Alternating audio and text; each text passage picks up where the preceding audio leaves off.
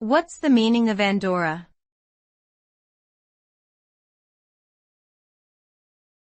Andorra.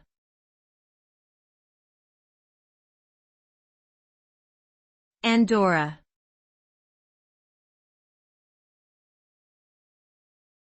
Andorra.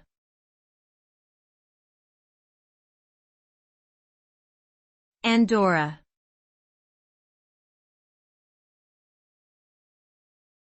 Andorra.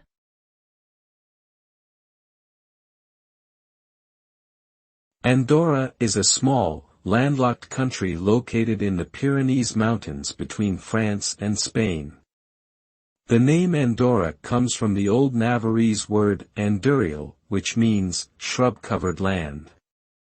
Andorra has a population of about 77,000 people and is known for its beautiful mountain scenery, skiing resorts, and duty-free shopping. Its official language is Catalan, and its capital city is Andorra la Vella.